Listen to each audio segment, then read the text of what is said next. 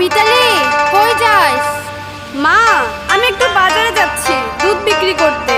দিনকাল কিন্তু খুবই খারাপ, তাড়াতাড়ি চলে আসিস। আচ্ছা মা, ঠিক আছে।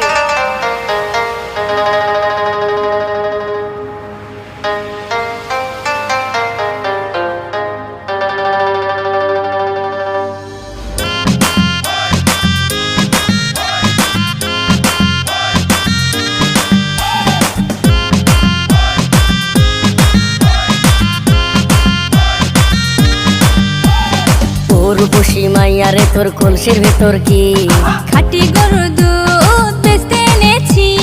ও রূপসী মাইয়ারে তোর কলসির ভেতর কি খাঁটি গরুর দুধ বেচতে এনেছি।